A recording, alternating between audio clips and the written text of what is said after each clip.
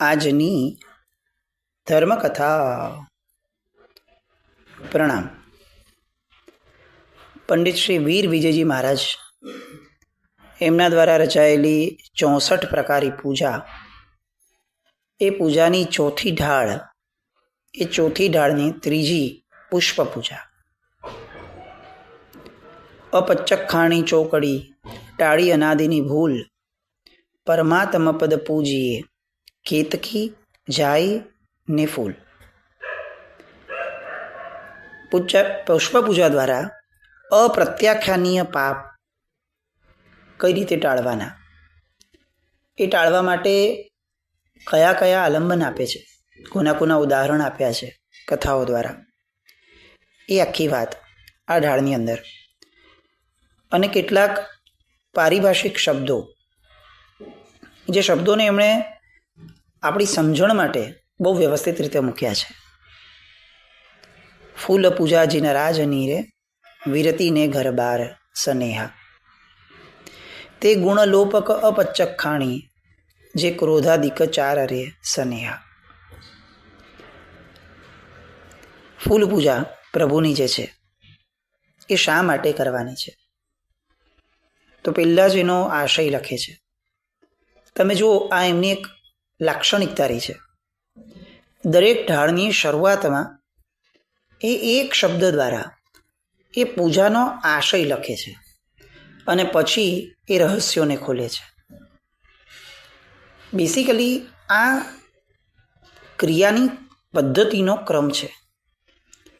આપણે પણ આપણી પૂજામાં જોઈએ ને તો સૌથી પહેલાં એક સંકલ્પ છે કે ભાઈ પ્રભુ, હું આ પૂજા કેમ કરું છું, તો આવો એક માનસિક સંકલ્પ કરવાનો છે. પછી ક્રિયા કરવાની છે. એ પછી તો કે ક્રિયાના રહસ્યોને જે ભાવ્યા છે એ રહસ્યો પ્રભુ ઉપર ઠાલવ્યા પછી પ્રભુ પાસે એનો આનંદ વ્યક્ત કરવાનો છે.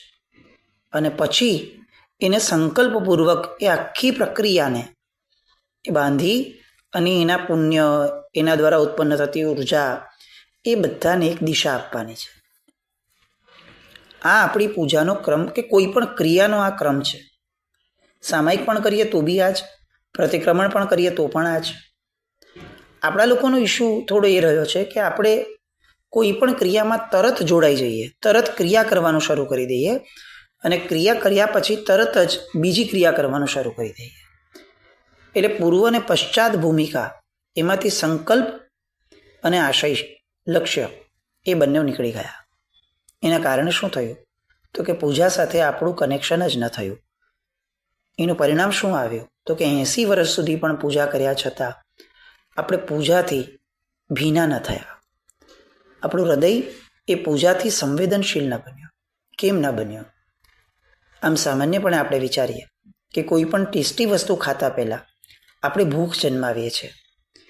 ભૂખની સાથે એ ટેસ્ટી વસ્તુનો રસ જન્માવીએ છીએ. પછી એ ટેસ્ટી વસ્તુ આપણે ખાઈએ છીએ. ખાતી વખતે એને માણીએ છીએ અને પછીથી એને જે ખાધાનો સ્વાદ અનુભવ્યો એને વાગોળીએ છીએ લોકોની સાથે, પોતે મનમાં. જો એક ખાવાની ટેસ્ટી વસ્તુમાં પણ આ ક્રમ આપણને ખબર છે, તો પરમાત્માની ચિંધેલી ક્રિયા એ એટલી ટેસ્ટલેસ તો ન હોય કે આપણે જિંદગી આખી વિતાવી દઈએ ને છતાંય આવો અનુભવ ત્યાં આપણે રિપીટ ન કરીએ. આવું કેમ? ભલે 3 મિનિટનો જ સમય લઈને પૂજા કરવા જઈએ છીએ, કશો વાંધો નહીં, આપણે એક જ ભગવાનની પૂજા કરશું, પણ આ ક્રમને નહીં ભૂલીએ. આવું કેમ ન થયું? સામાયિક કરીએ છીએ તો 48 મિનિટની અંદરમાં 48 મિનિટને ક્રિયાઓથી પેક કેમ રાખવી છે? હું સામાયિક કેમ કરું છું? આવી વિચારણા માટે સમય નથી આપણી પાસે. પ્રતિક્રમણ છે, 48 મિનિટની પ્રક્રિયા છે, તો કેમ 48 મિનિટની પ્રક્રિયાને એટલી બધી જામ રાખવી છે કે આગળને પાછળ કરવા માટે આપણી પાસે સમય જ ન મળે વિચારણા માટે? આ ક્રમને બહુ જ બદલાવવા જેવું છે. નરી ક્રિયાઓ અને નકરી ક્રિયાઓ એ આપણને ભીનાશ નહીં આપી શકે, કારણ કે ક્રિયામાં જ લાગણી નથી પડી. એટલે કે એ ક્રિયા જે જડ છે એ હજી સુધી ચેતનવંતી બની જ નથી. તો જે પોતે ચેતનવંતી નથી બની, એ આપણી ચેતનાને કેવી રીતે અસર આપશે? તો અહીંયા વીર વિજયજી મહારાજ સાહેબ આ પદ્ધતિને અપનાવે છે. ફૂલ પૂજાજીના રાજની રે વીરતીને ઘર બાર સનેહા. હું કેમ પૂજા કરું છું, પુષ્પ પૂજા કેમ કરું છું? તો હું પુષ્પ પૂજા વીરતી ધર્મ માટે કરું છું. વીરતી ધર્મ માટે એટલે શું? આપણે વીરતીના અર્થને સામાન્યથી દીક્ષા ચારિત્ર સાથે જોડી દઈએ છીએ, પણ ટેકનિકલી જોવા જઈએ તો વીરતી એટલે શું? વિગત છે રતિ અરતિ જેમાંથી તે વીરતી. કોઈ પણ પ્રસંગની અંદરમાં અત્યંત ખુશ થઈ જવું અથવા પ્રસન્નતાથી ભળી જવું, અથવા કોઈ પણ પ્રસંગમાં અત્યંત દુઃખી થઈ જવું, એ બંને રતિ અરતિની પરાકાષ્ઠા છે અને બંને ત્યાજ્ય છે. તો સેવ્ય શું છે? સેવ્ય એ બંનેમાં સમસ્થિતિ રહેવું એ છે. તો ભગવાન, હું અહીંયા પુષ્પ પૂજા તમારી કેમ કરું છું? તો કે હું સમસ્થિતિમાં રહી શકું. કોઈ પણ ઘટના, પ્રક્રિયા, પ્રસંગ એ બધાથી થોડો એની અસરોથી હું બેલેન્સ રહી શકું, એટલા માટે હું આ મારી પુષ્પ પૂજા એ તમને સમર્પિત કરું છું.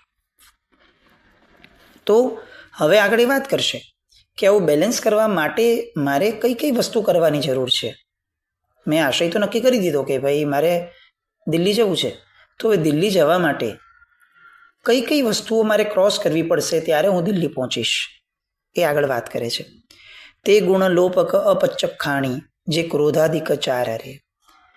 જે ક્રોધ આદિક ચાર એટલે કે ક્રોધ, માન, માયા અને લોભ, આ ચાર જે અપ્રત્યાખ્યાની કશાય છે એ મારા ગુણને લોપ કરે છે, ગુણને આવરી લે છે, મારા ગુણને એક્ઝિક્યુટ નથી થવા દેતા.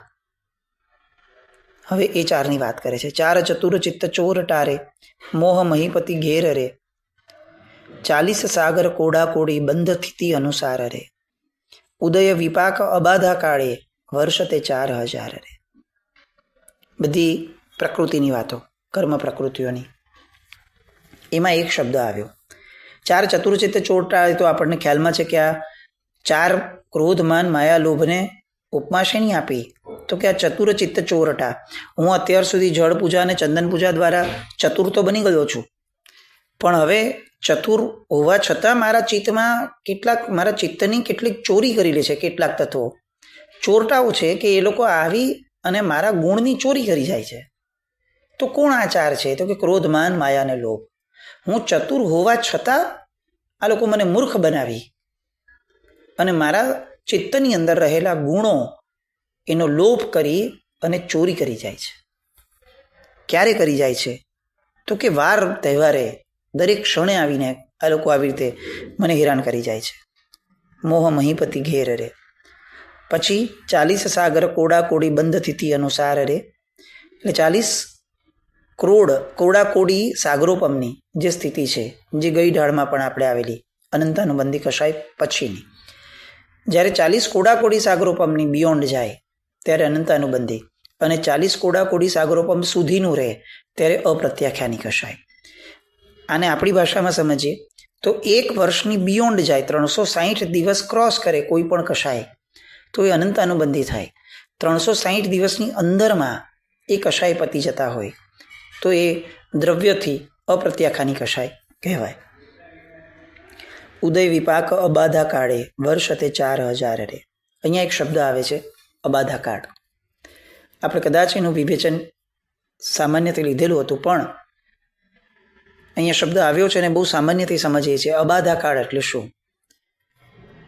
અબાધા કાળ એટલે મેં અત્યારે પાપ કર્યું, એ પાપ કરતી વખતે મને એક્ઝેક્ટ એ બંધ પણ થયો, મારી સ્થિતિ બંધ પણ થયો કર્મની સાથે સાથે કે ભાઈ આની સ્થિતિ કેટલા સમય પછીથી આવશે અને કેટલા સમય સુધી આ પાપ ચાલશે.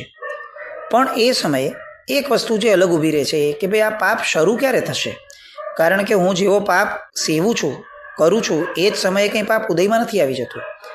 તો મારા પાપ કરવા અને એ પાપને ઉદયમાં આવવા, એ બંને વચ્ચેનો જે ગેપ છે એને અબાધા કાળ કહેવાય. આ અબાધા કાળ એટલે કેમ આવી સગવડ આપી છે આપણને? સગવડ બંને એ પર્સપેક્ટિવથી આપી છે.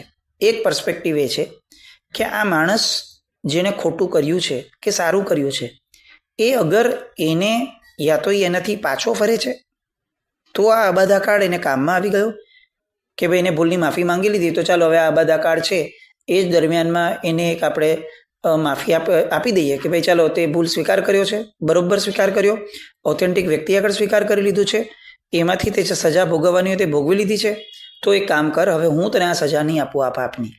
આ જ આખી પ્રક્રિયા છે એ અબાધા કાળનો બેનિફિટ છે જીવને. કે જીવ શું કરી શકે કે એને આજે પાપ બાંધ્યું, પછી એ 15 દિવસમાં, 4 મહિનામાં, 12 મહિનામાં એ જો એની માફી માંગી લે, પ્રોપરને પ્રાયશ્ચિત કરી લે, તો એ પાપથી મુક્ત બને. તો આ અબાધા કાળનો બેનિફિટ છે. હવે અબાધા કાળનું નુકસાન શું છે?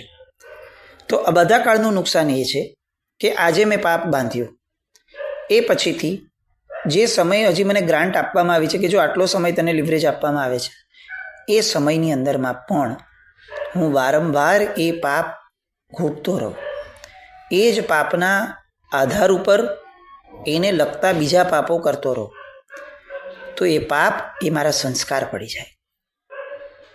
અને સંસ્કાર એ આવતા ભવની અંદરમાં મારી બુદ્ધિ ઉપર અસર કરે. પાપનો તો ઉદય જ્યારે આવશે ત્યારે પાપનું પરિણામ મને બહારની પરિસ્થિતિ સ્વરૂપે મળી જશે, પણ રિપીટેડલી કરેલું આ અબાધા કાળમાં સેવેલું પાપ, પુનરાવર્તન કરેલું પાપ રિપીટેડલી, એ મારી બુદ્ધિને એ એનાથી આવર્જિત કરી દેશે.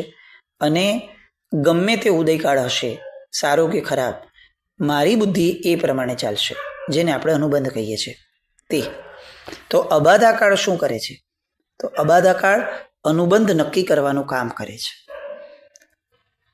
આપણે કંઈ ખોટું કર્યું અને એ ખોટું કર્યા પછીથી આપણે એને બિયોન્ડ જવા દીધું. આમ સિમ્પલ એક્ઝામ્પલ આપણે જોયું છે આ કથાના કે ભાઈ બાહુબલીજી છે, તો બાહુબલીજી કૌશકમાં ઊભા રહ્યા કે હું કોઈને વંદન કરવા નહીં જાઉં, એના કરતાં અહીંયા જ કેવળ જ્ઞાન લઈ લો. તો એમનું એ કશાય એ અનંતાનુબંધીના ઘરમાં જાય એ પૂર્વે બ્રાહ્મી અને સુંદરી આવી અને એમને કહે છે કે ભાઈ શું કરે છે, તારું અત્યારે અપ્રત્યાખ્યાનીય કશાયના રેન્જમાં છે, તો તું એને ખમાવી લે. તું નહીં ખમાવ તો ભાઈ આ અનંતાનુબંધીના ઘરનું થઈ જશે, તારું કરેલું બધું ગુમાવી દઈશ. અને બાહુબલીજી અટક્યા અને કેવળ જ્ઞાન થયું. પ્રસંગ આપણે જોયો છે. પણ આ અબાધા કાળ આ છે કે ભાઈ એમને હજી સમય છે કે અનંતાનુબંધીના ઘરમાં ન જવા દે. એમની પાસે કર્મના બંધે સમય આપ્યો કે ભાઈ હજી જોઈ જુઓ જરાક. તો એવી રીતે અહીંયા પુષ્પપૂજાની ઢાળની અંદરમાં કહે છે, ઉદય વિપાક અબાધા કાળે વર્ષ તે 4000 રે. 4000 વર્ષનો એ અબાધા કાળ અપ્રત્યાખ્યાની કશાય એનો આપણને મળતો હોય છે. બંધ ઉદય ચોથે ગુણે રે, નવમે સત્તા ટાળ રે. આ ગુણ સ્થાનક પ્રમાણેની વાત છે. ચોથા ગુણ સ્થાનકે બંધને ઉદય છે ને નવમા એ સત્તાથી એ નીકળે છે કશાય. વર્ષ લગે તે પાપ કરી રે, ન ખમાવે ગુરુ બાળ રે. એટલે 1 વર્ષ સુધી જો પાપ કર્યા પછીથી એ ખમાવતો નથી ગુરુ પાસે, તો આ બધી પરિસ્થિતિ એને ભોગવવી પડે છે. શું ભોગવવી પડે છે? તો કે તિર્યંચની ગતિ એ હતી રે, પૂઢવી રેખા ક્રોધ રે. તિર્યંચની ગતિ એને બાંધવી પડે છે, પૃથ્વીકાયની અંદરમાં જવું પડે છે. અસ્થિ નમાવ્યું વર્ષે ન મેરે, બાહુબલી ન રહ્યો ધરે. આ આપણે જે હમણાં જોયું તે બાહુબલીજીનું દ્રષ્ટાંત. માયા મીઢા સિંગ સારીખી, લોભતે કરદમ રંગ રે. અનિતિ પૂરે વ્યવહારીઓ રે, રણઘંટા અને સંગરે. 4 દુતારા વાણિયા રે, પાસેથી વાળ્યું વિત્ત રે. રત્નચૂડ પરે શુભ વીર શું રે, લાગે ચતુરનું ચિત્ત રે સનેહા. આપણે રત્નચૂડની કથા જે જોઈ હતી એ કથાની વાત, વાણિયાઓની જે કથા જોઈ હતી એ વાણિયાઓ પાસેથી જે પાછું ધન લીધું એની વાત. આ બધી વાતો આ આપણને સમજાવે છે કે કોઈ પણ વસ્તુને એની રેન્જ જ્યાં સુધી ભગવાને કીધી છે, શાસ્ત્રકાર ભગવંતોએ કીધી છે, એ રેન્જની અંદરમાં જો એને ખમાવી લઈએ ઓથેન્ટિક વ્યક્તિ પાસે, ઓથેન્ટિક ભાવ સાથે અને ઓથેન્ટિક પ્રાયશ્ચિત સાથે, તો એના ફળ ભોગવવા નથી પડતા. એ પાપ અબાધા કાળની અંદરમાં જ પૂરું થઈ જાય છે. જો એકવાર અબાધા કાળ પૂરો થઈ ગયો તો પછી પ્રાયશ્ચિત કરીએ પણ ફરક નથી પડતો. આપણે ઘણા બધા દ્રષ્ટાંતો જોયા છે આવા. ધર્મકથાની અનેક કથાઓમાં, અંજનાજી વગેરે કેટલી બધી કથાઓમાં આપણે જોયું કે એ પાપ ખમાવ્યા વિના મૃત્યુ પામ્યા પૂર્વ ભવોમાં. તો આ ભવની અંદરમાં શ્રેષ્ઠ કહી શકાય એવું જીવન છે, એવું મન છે, તેમ છતાં એ પાપ એમને ભોગવવું પડ્યું. કેમ? કારણ કે અબાધા કાળની અંદરમાં એ સમજણા નહોતા થયા. વર્ધમાન સ્વામી ભગવાન છેક 27મા ભવમાં આવ્યા. સ્વયં તીર્થંકર તરીકેનો જીવ હવે જન્મ લે છે, અને તેમ છતાં એમના નીચ ગોત્ર કર્મને એમને ભોગવવું પડ્યું. કેમ ભોગવવું પડ્યું? તો કે મરીચીના ભવમાં બાંધેલા એ કર્મને અબાધા કાળની અંદરમાં ખમાવ્યો નહીં. આ અબાધા કાળને આપણે બ્લેસિંગ તરીકે બનાવવા માટે આ બધી આરાધનાઓ ભગવાને, શાસ્ત્રકાર ભગવંતોએ આપણી માટે મૂકી છે કે આ બધી આરાધનાઓ દ્વારા મૂળમાં તમે તમારા કષાયોને ખમાવો. આ ક્રિયાઓ કેમ કરવાની છે? સામાયિક, પ્રતિક્રમણ, અનેકવિધ ઔષધ, તપશ્ચર્યા, આ જેટલા પણ ધર્મ છે કેમ કરવાના છે? કારણ કે તમારા અબાધા કાળની અંદરમાં ભાઈ તમે જાગી જાઓ તો તમારે ઉદય કાળે ભોગવવું નહીં પડે. આ આખી વાત આ ઢાળની અંદરમાં દ્રષ્ટાંતો સાથે પૂજ્ય વીર વિજયજી મહારાજ સાહેબે પુષ્પ પૂજાના આલંબને આપી. કેમ આવું કર્યું હશે? તો એનો આધાર એવો લાગે કે પુષ્પ પૂજા જે છે એ આપણા ચિત્તના સંસ્કારો, જે પૂર્વના પાપ કર્યા એના કારણે જે સંસ્કારો પડ્યા છે, એ સંસ્કારો એને મોડા પાડવા, એને ઢીલા પાડવા માટે પુષ્પ પૂજા એ કારણ છે. જે પાપ અનંતાનુબંધીના ઘરનું ગયું ને એને તો કોઈ બદલાવી નથી શકવાનું, પણ હજી જે અનંતાનુબંધી નથી થયું એ પાપની અંદરમાં જે છાપ પડી છે એ છાપને ઢીલી કરવા માટે, શિથિલ કરવા માટે પુષ્પ એ એક આલંબન છે, માધ્યમ છે. કઈ રીતે? આપણે સામાન્યથી વિચારીએ. પુષ્પ પૂજા કરતી વખતે આપણે કોઈ એક જીવને પ્રભુને સમર્પિત કરીએ છીએ. એનો મતલબ કે કોઈ એક જીવ સાથે આપણે શુભતા આચરીએ છીએ, પરાર્થકરણ કરીએ છીએ. એ પરાર્થકરણના કારણે શું થાય? તો કે બહુ સરસ મજાના શુભ પુણ્યનો બંધ થાય. એ શુભ પુણ્યનો બંધ શું કરાવે? તો કે આપણી મતિ નિર્મળ કરાવે. એટલે મતિ નિર્મળ કરાવી એટલે શું? તો કે જે જ્યાં આપણે પાપ કર્યા છે એ પાપને પાપ તરીકે સ્વીકારવામાં આપણને મદદ કરાવે. તો આ એક જીવ પ્રત્યેના પરાર્થકરણનું ફળ નંબર 1. નંબર 2, પુષ્પ પૂજાના દુહામાં પણ આપણે એક વસ્તુ બોલીએ છીએ કે ભાઈ સુરભી અખંડ કુસુમક રહી. દરેક પુષ્પ ભગવાનને નથી ચડાવવાનું. 2 મિનિમમ રિક્વાયરમેન્ટ છે. નંબર 1 એ સુરભી જોઈએ, એટલે કે સુગંધી પુષ્પ જોઈએ. નંબર 2 એ અખંડ જોઈએ, તૂટેલું પુષ્પ ન જોઈએ. આવું કેમ કરવાનું? તો કે ઉત્તમ તત્વોને ઉત્તમતા આપવાથી આપણને ઉત્તમતા પ્રાપ્ત થાય. ઉત્તમ તત્વોને અધમ આપવાથી આપણને ઉત્તમતા પ્રાપ્ત ન થાય. તો ઉત્તમ પુષ્પ કયા? તો કે જે સુગંધી છે અને જે અખંડ છે તે. તો એના દ્વારા શું થશે? આવું પ્રભુને આપવા દ્વારા તો કે મને ઉત્તમતા મળશે. ઉત્તમતા કઈ રીતે મળે? કોને ઉત્તમતા કહેશું? તો કે મારા બાંધેલા પાપની મને સમજણ થાય, એનાથી પાછા ફરવા માટેનું મને સત્વ મળે, એ મારી ઉત્તમતા. પુષ્પ પૂજા શું આપે છે? તો આ આપે છે. આપણે ઘણી બધી વાર પુષ્પો પૂજા કરીને, પુષ્પો ચડાવીને બેસ્યા હોઈએ, પછી આપણે એ બહુ જોતા હોઈએ છીએ કે ભગવાન કેવા લાગે છે. બહુ સારો ભાવ છે. એમાં એક ભાવ હજી એડ કરવા જેવું છે કે પ્રભુ મારા દુર્ગુણની દુર્ગંધ મારામાંથી નીકળે એવું ફળ મને આપ. દુર્ગુણની દુર્ગંધ એટલે શું? તો કે પાપ કર્યા પછી પણ હું એનાથી દૂર નથી થતો, એને ખોટું નથી માની શકતો. દુર્ગુણ તો છે જ, પણ આવી દુર્ગંધ છે કે હું એને ખોટું નથી માની શકતો, એનો વસવસો ઊભો નથી કરી શકતો, એનું પ્રાયશ્ચિત કરવા માટેનું મન મારું નથી થતું, પ્રાયશ્ચિત કરવા માટેનું સત્વ મારું નથી થતું. ભગવાન આ તારી જે પુષ્પ પૂજા છે એ મને આ ફળ આપો. અપચ્ચા ખાણી ચોકડી ટાળી અનાદિની ભૂલ. અનાદિથી જે મેં ભૂલ કરી છે, આ ભૂલોને ખોટી ન ગણવાની, એ ભૂલ પ્રભુ આ પુષ્પ પૂજા દ્વારા મારાથી દૂર કર. અને એ માટે આ પરમાત્મા પદની હું પૂજા કરું છું. છેલ્લેના મંત્રમાં લખ્યું, ઓમ રીમ શ્રીમ પરમ પુરુષાય પરમેશ્વરાય જન્મ જન્મથી નિવારણાય અપ્રત્યાખ્યાનીય કષાય નિવારણાય શ્રીમતે વીર જિનેન્દ્રાય કુસુમાનીયજા મહેશ્વાહા. અપ્રત્યાખ્યાનીય કષાયો જે છે કે જે હજી અનંત અનુબંધી થઈ અને મને ભયંકર ફળ આપે એવા નથી થયા, એ પૂર્વે જ એને નિવારી લઉં, એના અબાધા કાળને હું વાપરી લઉં, એ ઓપોર્ચ્યુનિટી હું ગ્રેબ કરી લઉં, એ માટે આ પુષ્પ પૂજા છે. તો આ પુષ્પ પૂજા થઈ. એની પછીથી હવે ચોથી ધૂપ પૂજા એ આવશે હવે પ્રત્યાખ્યાની કષાય માટે. પ્રત્યાખ્યાની એટલે શું એ આપણે કથાઓ દરમિયાનમાં લીધેલું છે, એને પણ એકવાર રિફર કરી લેવાય. નહીં તો આવતીકાલે આપણે કેટલેક અંશે ધૂપના જે આશયો છે એ આશયોની અંદરમાં જવાનો પ્રયત્ન કરશું. જીન આજ્ઞાવૃત કંઈ પણ બોલાયું હોય તો મિચ્છામિ દુક્કડમ. જય નામ જય અતિ શાસન.